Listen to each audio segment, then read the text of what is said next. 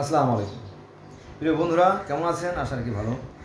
আজকে আমি সূরা আল বাকারার 124 নম্বর আয়াত থেকে 129 নম্বর আয়াত পর্যন্ত আলোচনা করব। আমার সাথে থাকবেন। চলুন শুরু করি। সূরা আল বাকারা আয়াত নম্বর 124।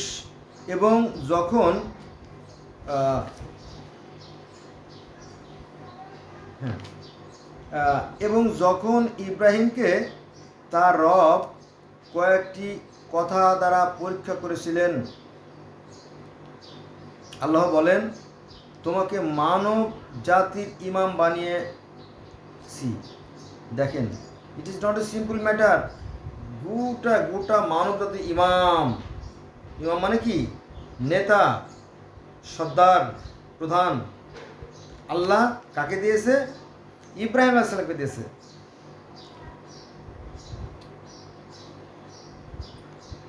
এবং যখন ইব্রাহিমকে তার রব কয়েকটি কথা দ্বারা পরীক্ষা করেছিলেন, আল্লাহ বলেন, তোমাকে মানব জাতির ইমাম বানিয়েছি।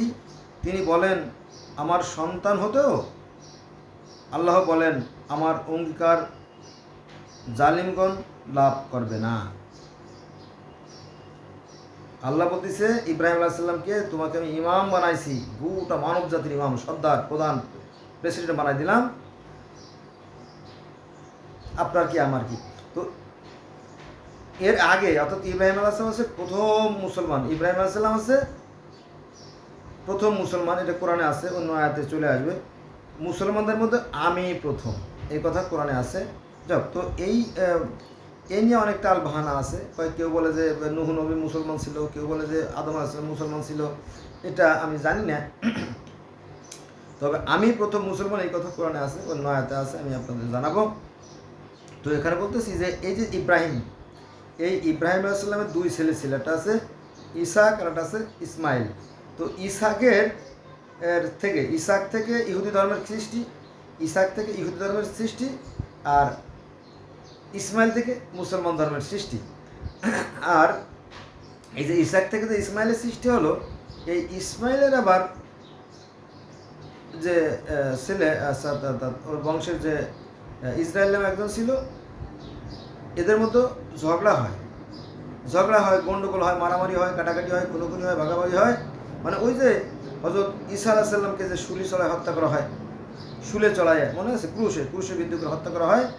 তখন থেকে এই আলেমদের দুটো ভাগ হয়ে যায়, ফলে খ্রিস্টান ধর্মের জন্ম হয়। তাহলে একই ইব্রাহিম আলাইহিস সালামের এক পুত্র থেকে ইহুদি খ্রিস্টান, আর এক পুত্র থেকে এই ইসলাম, অর্থাৎ শিয়া সুন্নি, অর্থাৎ এই যা দেখেন এগুলো সবই একই ইব্রাহিমের বংশধর। আবার সনাতন বা হিন্দু ধর্মের মধ্যেও কিন্তু আর একটা গ্রুপ আছে, তাদেরকে এরা পাত্তা দেয় না। দেখবেন গ্রামে একটু উদাহরণ দিই, যে গ্রামে অনেক সময় অনেক সালিশ বৈঠক হইলে পরে দেখবেন যে যারা একটু দুর্বল, যাদের টাকা পয়সা কম, তাদের বংশের লাঠি কম, তাদের কথা মানুষ মানতে চায় না। তো ইহুদি খ্রিস্টানরা যেহেতু শিক্ষিত ছিল, তারা তাদের কথাগুলো লিপিবদ্ধ করছে। কিন্তু হিন্দু ধর্মের একটা আছে, প্রহ্লাদ মহাজন। ওদের মধ্যে একজন প্রহ্লাদ মহাজন আছে, তার পিতার নাম হিরণ্যকশিপু। সেও কিন্তু নিরাকার, অদৃশ্য সেই সৃষ্টিকর্তা আল্লাহর কথা বলতো। তো এই যে ইব্রাহিম নবী সম্ভবত এই প্রহ্লাদ মহাজন, বুঝছেন? তার মানে কি, হিন্দুদেরও একটা পক্ষ এই ইব্রাহিমকে মানে, ইহুদেরও মানে, খ্রিস্টানরাও মানে, মুসলমানরাও মানে এই ইব্রাহিম আলাইহিস সালামকে। তো আসলে আমাদের গোড়ায় কিন্তু মানে একই পিতার এই 4-5 সন্তান। হ্যাঁ, এই আমরা যারা যে মারামারি করি, এরা শুধু খালি মারামারি করি। এই জন্য আমি মাঝে মাঝে বলি যে পৃথিবীতে আসবে শান্তি কবে? যেদিন হিন্দু, মুসলিম, বৌদ্ধ, খ্রিস্টান এক জামাত হবে, শান্তি আসবে তবে। কারণ আমরা সবাই একই পিতার সন্তান। তো আমরা অন্য আয়াতে চলে যাই।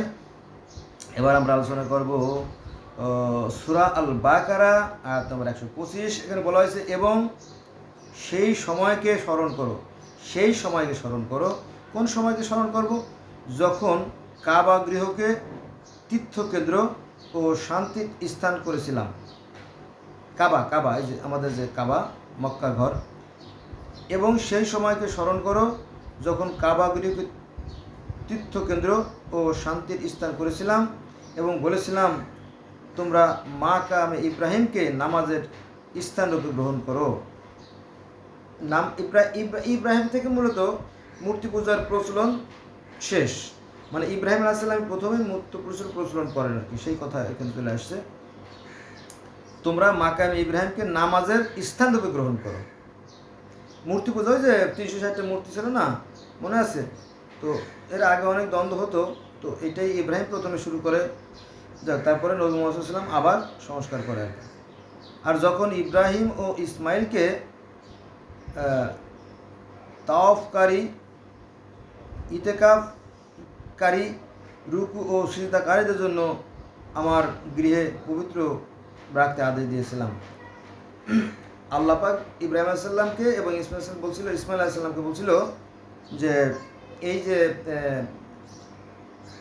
কাবা গৃহ, এখানে তোমরা তাওয়াফ করবা, ইতিকাফ করবা এবং সিজদা করবা, তো নামাজ পড়বা। এই কথা অনেক আগে থেকে চলে আসছে।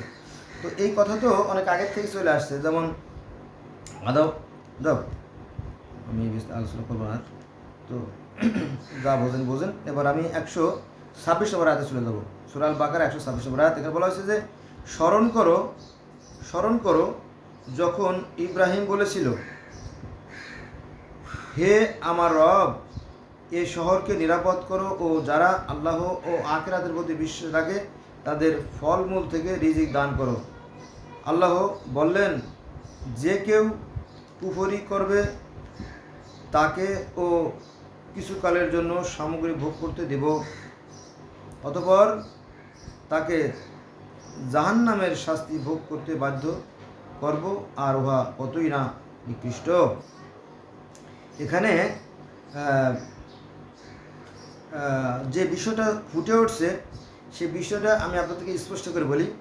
সেটা হচ্ছে যে বড় দয়াময় প্রভু জালিম পাপীকে অতি সত্বর শাস্তি দেয় না, দেয় অনুতাপ আর সংসদের দুরন্ত অবকাশ, তারপরে দুর্বিনীতের জীবনে আসে অভিশাপ।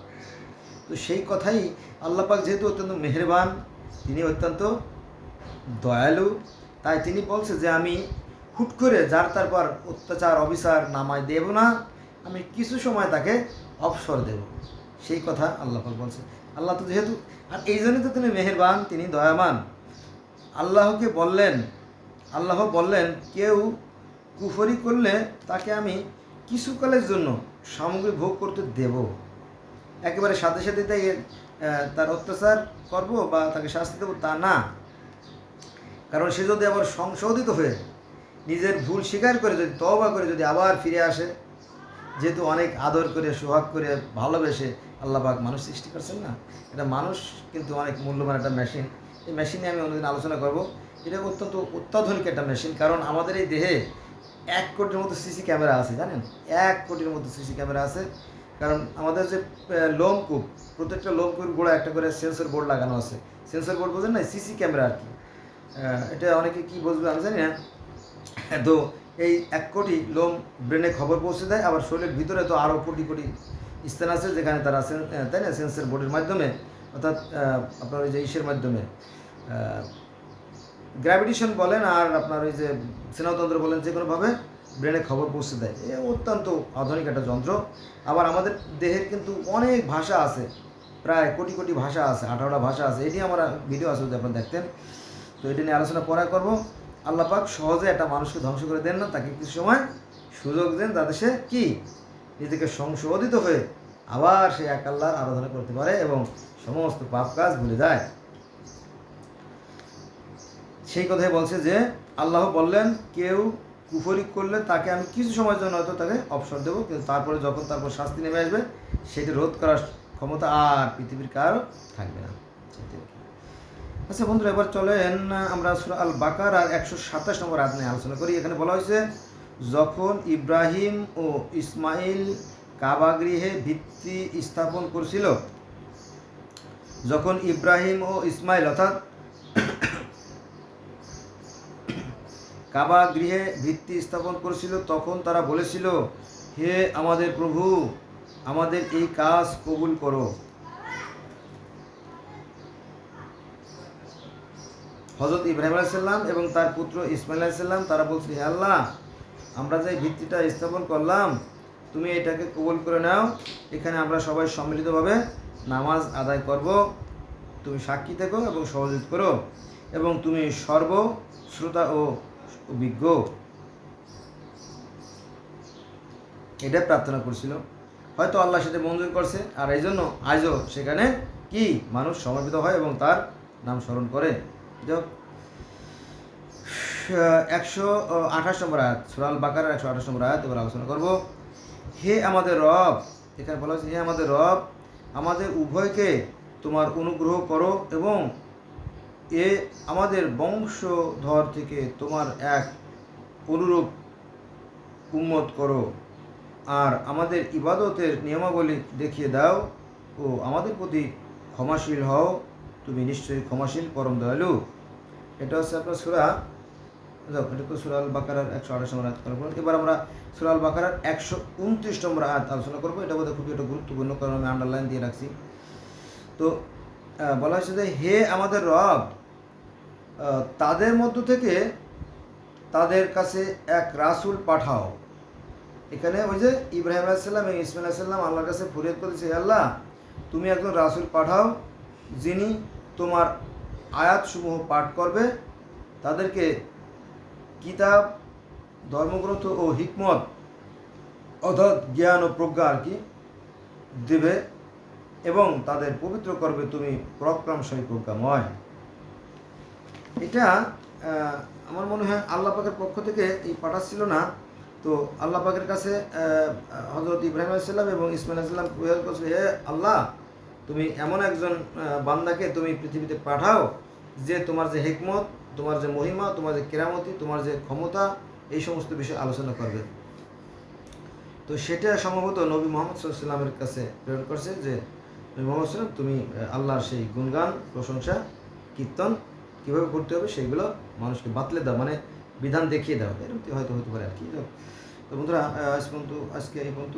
আমি অন্য ভিডিও দেখার জন্য সুপারিশ রইল, ধন্যবাদ। আমি একা ধারাবাহিকভাবে গোটা কোরআন শরীফের পুরো বাংলাটা আপনাদেরকে জানার চেষ্টা করব, যাতে আপনারা সহজে বুঝতে পারেন। অনেক ভাইয়েরা আছে যে তারা কাজ করে বিভিন্ন ফ্যাক্টরি, মিল, কারখানায়, তো তারা কোরআন শরীফ পড়ার মতো মানে যথেষ্ট সময় হয় নাই। আমিও আবার আরবিতে যদি পড়ি তাহলে তারা বুঝবেও না, এই জন্য বাংলাটা বলতেছি যাতে তারা অন্তত অর্থ বুঝতে পারে। আমার সাথে থাকবেন, ধন্যবাদ সবাইকে।